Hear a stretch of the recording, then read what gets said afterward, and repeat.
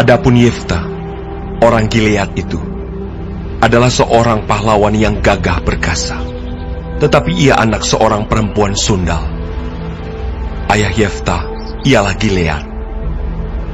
Juga istri Gilead melahirkan anak-anak lelaki baginya.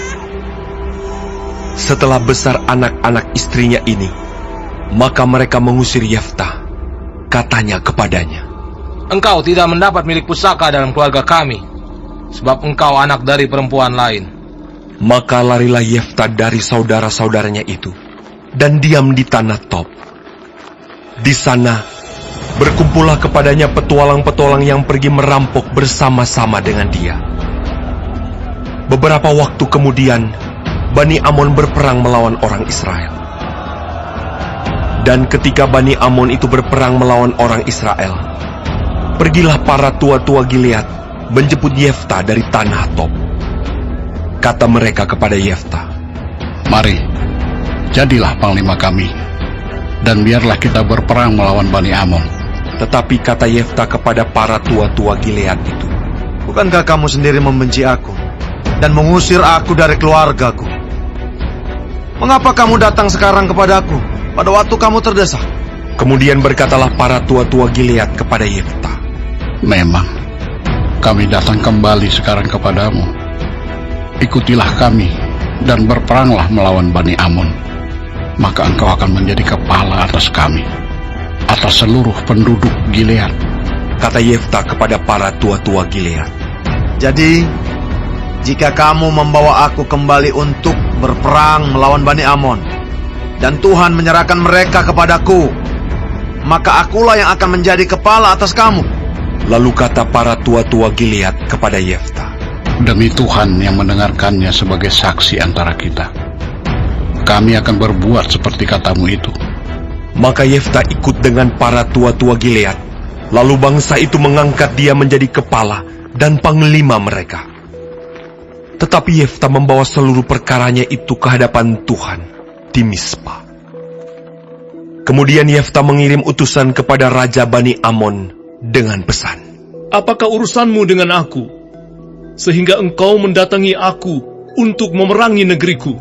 Jawab Raja Bani Amon kepada utusan Yefta, "Orang Israel ketika berjalan keluar dari Mesir telah merampas tanahku, dari sungai Arnon sampai ke sungai Yabok dan sampai ke sungai Yordan.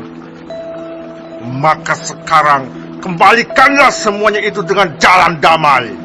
Lalu Yefta mengirim pula utusan kepada Raja Bani Amon dengan pesan, "Beginilah kata Yefta, orang Israel tidak merampas tanah orang Moab atau tanah Bani Amon. Sebab ketika berjalan keluar dari Mesir, orang Israel melalui padang gurun sampai ke Laut Teberau dan tiba di Kades. Ketika itu orang Israel mengirim utusan kepada Raja negeri Edom dengan permintaan, 'Izinkanlah kiranya kami berjalan melalui negerimu ini.' Tetapi Raja negeri Edom tidak mau mendengar. Mereka mengirim juga utusan kepada Raja negeri Moab, tetapi Raja ini menolak. Maka orang Israel tinggal di Kades. Kemudian mereka berjalan melalui padang gurun, menempuh jalan keliling, tanah Edom dan tanah Moab, lalu sampai ke sebelah timur tanah Moab. Maka berkemahlah mereka di seberang sungai Arnon, dengan tidak masuk daerah Moab, sebab sungai Arnon itulah batas daerah Moab. Lalu orang Israel mengirim utusan kepada Sihon, raja orang Amori, raja di Hesibon, dan orang Israel meminta kepadanya, 'Izinkanlah kiranya kami berjalan melalui negerimu ini sampai ke tempat yang kami tuju.' Tetapi Sihon tidak percaya kepada orang Israel yang hendak berjalan melalui daerahnya itu. Maka dikumpulkannyalah seluruh rakyatnya. Ia berkemah di Yahas, lalu berperang melawan orang Israel. Tetapi Tuhan Allah Israel menyerahkan Sihon dengan seluruh rakyatnya ke dalam tangan orang Israel, dan mereka dikalahkan, sehingga orang Israel menduduki seluruh negeri kepunyaan orang Amori, penduduk negeri itu. Demikianlah dimiliki orang Israel seluruh daerah orang Amori itu, dari sungai Arnon sampai ke sungai Yabok, dan dari padang gurun sampai ke sungai Yordan. Maka sekarang Tuhan, Allah Israel, telah merebut milik orang Amori bagi Israel, umatnya. Apakah engkau hendak memiliki pula tanah mereka itu? Bukankah engkau akan memiliki apa yang diberi oleh Kamos Allahmu? Demikianlah kami memiliki segala yang direbut bagi kami oleh Tuhan, Allah kami. Lagi pula, apakah engkau lebih baik dari Balak bin Sipor, Raja Moab?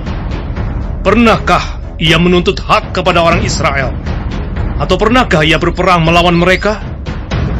Ketika orang Israel diam di Hesibon dengan segala anak kotanya, di Aroer dengan segala anak kotanya, dan di segala kota sepanjang kedua tepi sungai Arnon selama 300 tahun, mengapa pada waktu itu engkau tidak melepaskan kota-kota itu? Jadi aku tidak bersalah terhadap engkau, tetapi engkau berbuat jahat terhadap aku dengan berperang melawan aku. Tuhan, Hakim itu, dialah yang menjadi hakim pada hari ini antara orang Israel dan Bani Amon. Tetapi Raja Bani Amon tidak mendengarkan perkataan yang disampaikan kepadanya oleh utusan-utusan Yefta. Lalu roh Tuhan menghinggapi Yefta. Ia berjalan melalui daerah Gilead dan daerah Manasye, kemudian melalui Mispa di Gilead, dan dari Mispa di daerah Gilead ia berjalan terus ke daerah Bani Amon. Lalu bernasarlah Yefta kepada Tuhan. Katanya, "Jika engkau sungguh-sungguh menyerahkan Bani Amon itu ke dalam tanganku, maka apa yang keluar dari pintu rumahku untuk menemui aku pada waktu aku kembali dengan selamat dari Bani Amon, itu akan menjadi kepunyaan Tuhan, dan aku akan mempersembahkannya sebagai korban bakaran." kemudian Yefta berjalan terus untuk berperang melawan Bani Amon, dan Tuhan menyerahkan mereka ke dalam tangannya. Ia menimbulkan kekalahan yang amat besar di antara mereka, mulai dari Aroer sampai dekat Minit, 20 kota banyaknya, dan sampai ke Abel Keramim, sehingga Bani Amon itu ditundukkan di depan orang Israel. Ketika Yefta pulang ke Mispa ke rumahnya, tampaklah anaknya perempuan keluar menyongsong dia dengan memukul rebana serta menari-nari. Dialah anaknya yang tunggal. Selain dari dia, tidak ada anaknya laki-laki atau perempuan. Demi dilihatnya dia, dikoyakkannyalah bajunya sambil berkata, Anakku, engkau membuat hatiku hancur luluh, dan engkaulah yang mencelakakan aku. Aku telah membuka mulutku bernasar kepada Tuhan, dan tidak dapat aku mundur. Tetapi jawabnya kepadanya, Bapa, jika engkau telah membuka mulutmu bernasar kepada Tuhan, maka perbuatlah kepadaku sesuai dengan nasar yang kau ucapkan itu. Karena Tuhan telah mengadakan bagimu pembalasan terhadap musuhmu, yakni Bani Amon itu. lagi katanya kepada ayahnya, Hanya izinkanlah aku melakukan hal ini. Berilah keluasan kepadaku 2 bulan lamanya, supaya aku pergi mengembara ke pegunungan dan menangisi kegadisanku bersama-sama dengan teman-temanku. Jawab Yefta. Pergilah. Dan ia membiarkan dia pergi 2 bulan lamanya. Maka pergilah gadis itu bersama-sama dengan teman-temannya menangisi kegadisannya di pegunungan. Setelah lewat kedua bulan itu, kembalilah ia kepada ayahnya, dan ayahnya melakukan kepadanya apa yang telah dinasarkannya itu. Jadi gadis itu tidak pernah kenal laki-laki. Dan telah menjadi adat di Israel, bahwa dari tahun ke tahun, anak-anak perempuan orang Israel selama 4 hari setahun meratapi anak perempuan Yefta, orang Gilead itu.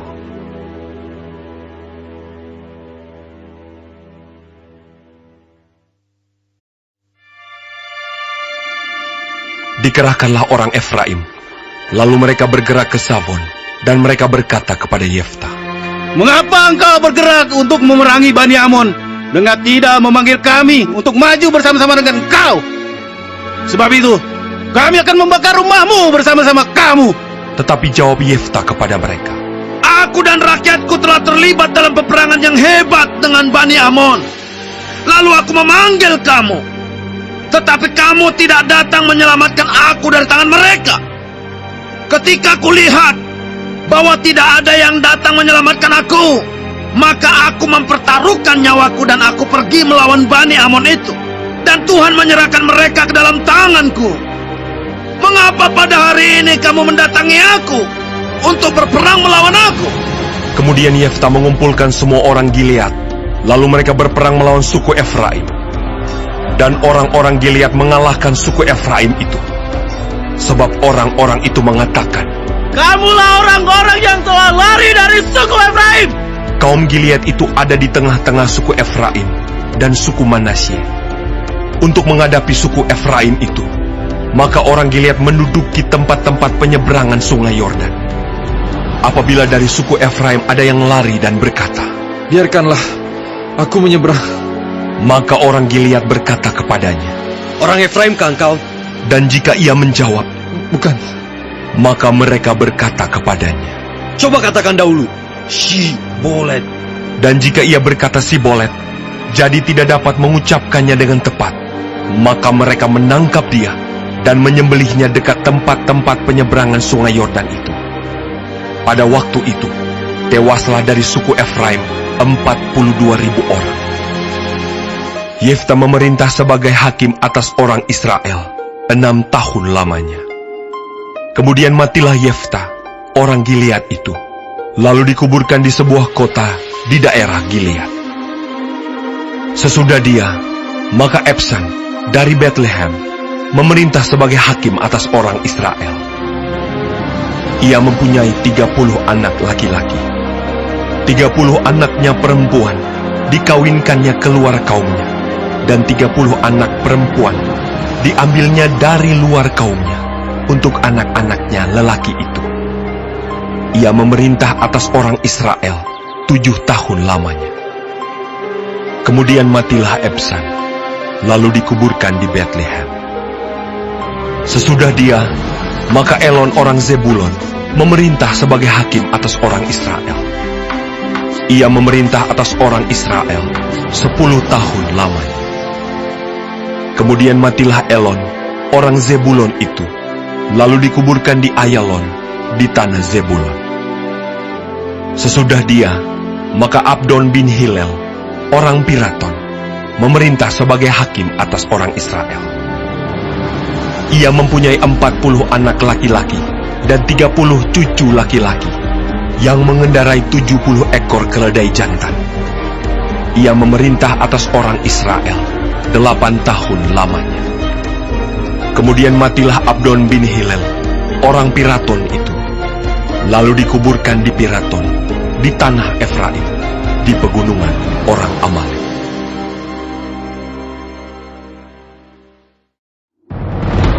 Orang Israel melakukan pula apa yang jahat di mata Tuhan. Sebab itu Tuhan menyerahkan mereka ke dalam tangan orang Filistin 40 tahun lamanya. Pada waktu itu, ada seorang dari Zorah, dari keturunan orang Dan, namanya Manoah. Istrinya mandul, tidak beranak.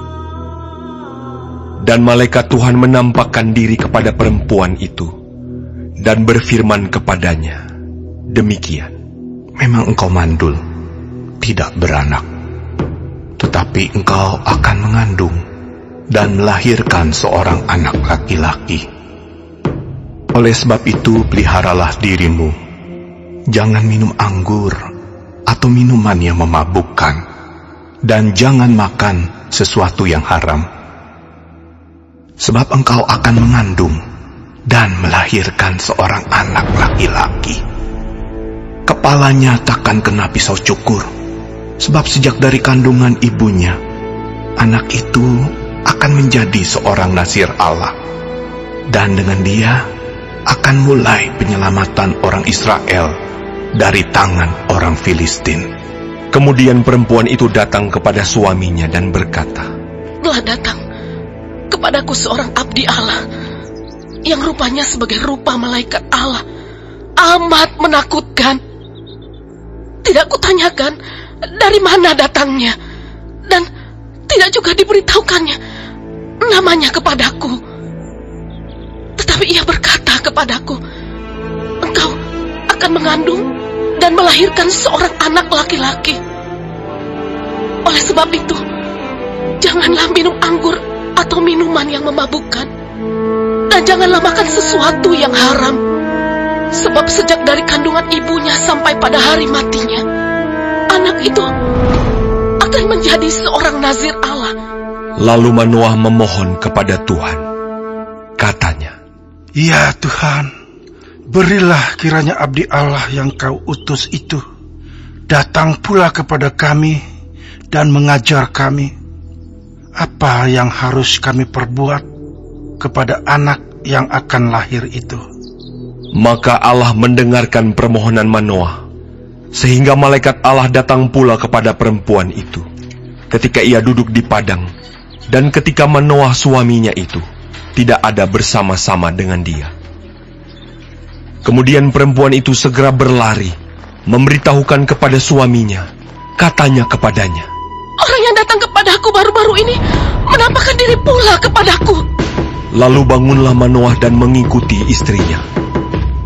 Setelah sampai kepada orang itu, berkatalah ia kepadanya, Engkaukah orang yang telah berbicara kepada perempuan ini?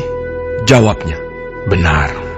Lalu kata Manoah, Dan apabila terjadi yang kau katakan itu, bagaimanakah nanti cara hidup anak itu dan tingkah lakunya?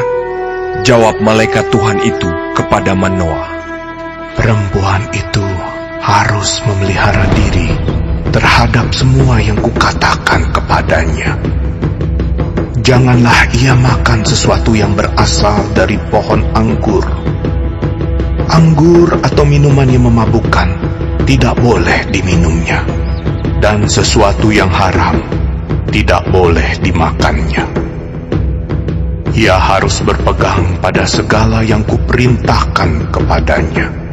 kata Manoah kepada malaikat Tuhan itu.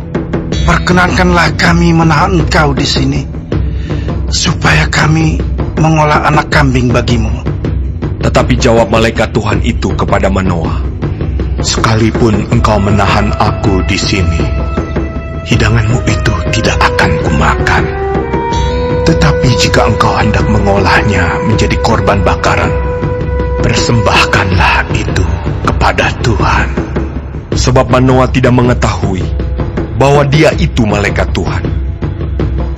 Kemudian berkatalah Manoah kepada malaikat Tuhan itu, Siapakah namamu? Sebab apabila terjadi yang kau katakan itu, maka kami hendak memuliakan engkau. Tetapi jawab malaikat Tuhan itu kepadanya, Mengapa engkau juga menanyakan namaku? Bukankah nama itu ajaib? Sesudah itu Manoah mengambil seekor anak kambing dan korban sajian, lalu mempersembahkannya kepada Tuhan di atas batu. Lalu diperbuatnya keajaiban, sementara Manoah dan istrinya memandanginya. Sedang nyala api itu naik ke langit dari mezbah, maka naiklah malaikat Tuhan dalam nyala api mezbah itu. Ketika Manoah dan istrinya melihat hal ini, sujudlah mereka dengan mukanya sampai ke tanah. Sejak itu malaikat Tuhan tidak lagi menampakkan diri kepada Manoah dan istrinya. Maka taulah Manoah bahwa dia itu malaikat Tuhan. Berkatalah Manoah kepada istrinya, Kita pasti mati, sebab kita telah melihat Allah. Tetapi jawab istrinya kepadanya, Seandainya Tuhan hendak membunuh kita, maka tidaklah ia menerima korban bakaran dan korban sajian dari tangan kita. Dan tidaklah ia memperlihatkan semuanya itu kepada kita. Dan tidaklah ia memperdengarkan hal-hal yang demikian kepada kita pada waktu sekarang ini. Lalu perempuan itu melahirkan seorang anak laki-laki dan memberi nama Simson kepadanya. Anak itu menjadi besar dan Tuhan memberkati dia. Mulailah hatinya digerakkan oleh roh Tuhan di Mahanedan, yang terletak di antara Zora dan Esitaol.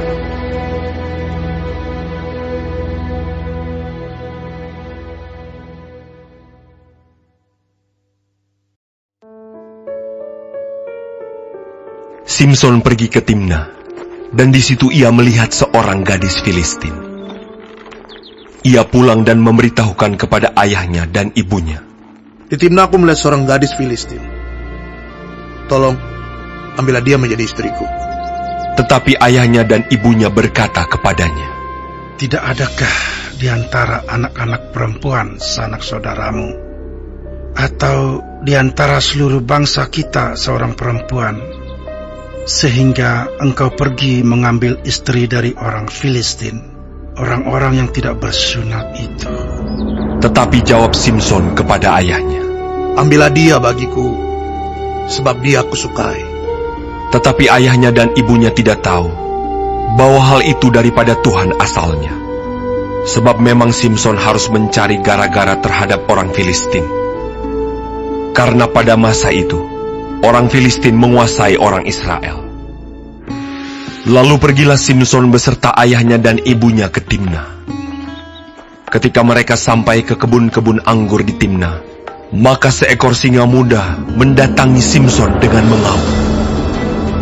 Pada waktu itu, berkuasalah roh Tuhan atas dia, sehingga singa itu dicabiknya, seperti orang mencabik anak kambing, tanpa apa-apa di tangannya. Tetapi tidak diceritakannya kepada ayahnya atau ibunya apa yang dilakukannya itu. Maka pergilah ia ke sana, lalu bercakap-cakap dengan perempuan itu, sebab Simson suka kepadanya. Setelah beberapa waktu, kembalilah ia ke sana untuk kawin dengan perempuan itu. Dan ketika ia menyimpang dari jalan untuk melihat bangkai singa itu, tampaklah ada kawanan lebah pada kerangka singa itu, dan juga madu. Dikeruknya madu itu ke dalam tangannya, dan sambil memakannya ia berjalan terus. Kemudian pergilah ia kepada ayahnya dan ibunya, dan memberikannya juga kepada mereka. Lalu mereka memakannya. Tetapi tidak diceritakannya kepada mereka bahwa madu itu dikeruknya dari kerangka singa. Setelah ayahnya pergi kepada perempuan itu, Simson mengadakan perjamuan di sana, sebab demikianlah biasanya dilakukan orang-orang muda. Ketika mereka melihat dia, dipilihlah 30 orang kawan untuk menemani dia.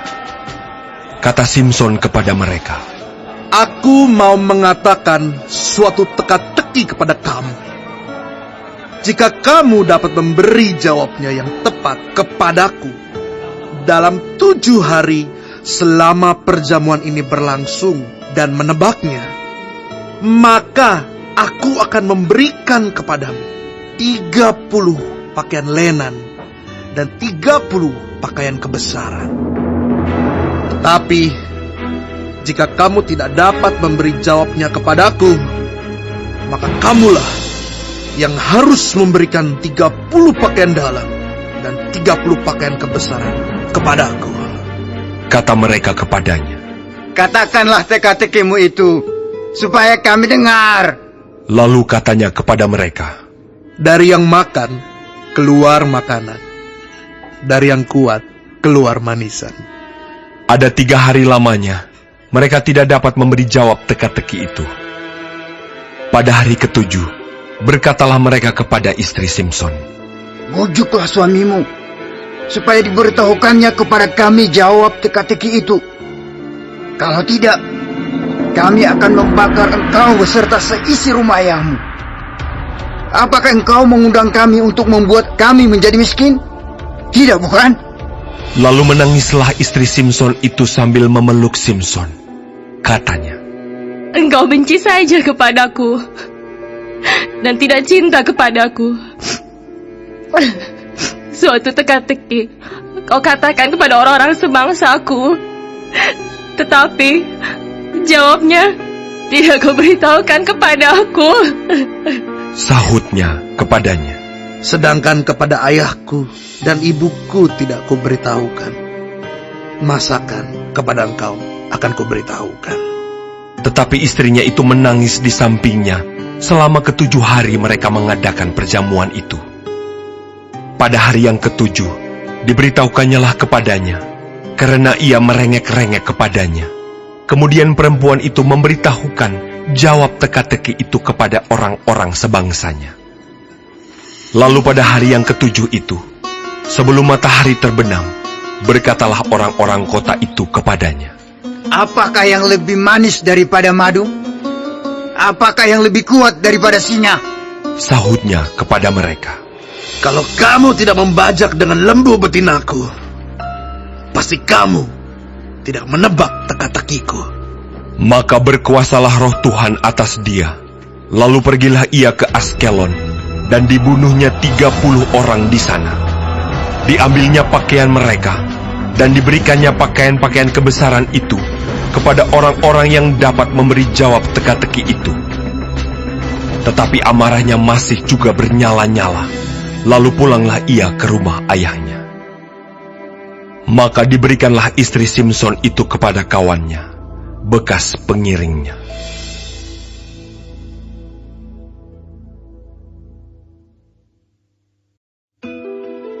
Beberapa waktu kemudian, dalam musim menuai gandum, pergilah Simson mengunjungi istrinya dengan membawa seekor anak kambing, serta berkata, "Aku mau ke kamar mendapatkan istriku." Tetapi ayah perempuan itu tidak membiarkan dia masuk. Kata ayah perempuan itu, "Aku telah menyangka bahwa engkau benci sama sekali kepadanya.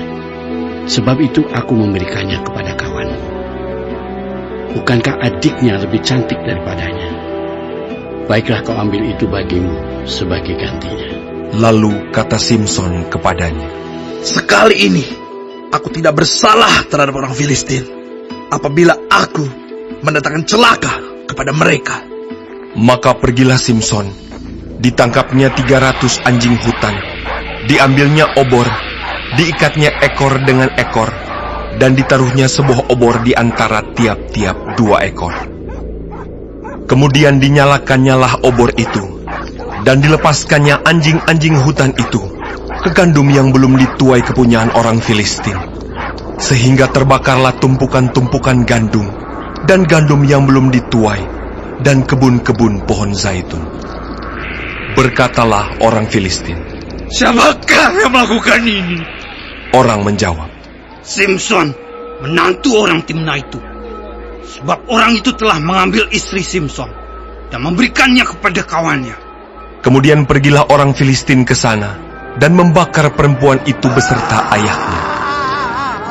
Lalu berkatalah Simson kepada mereka, "Jika kamu berbuat demikian, sesungguhnya aku takkan berhenti sebelum aku membalaskannya kepada kamu."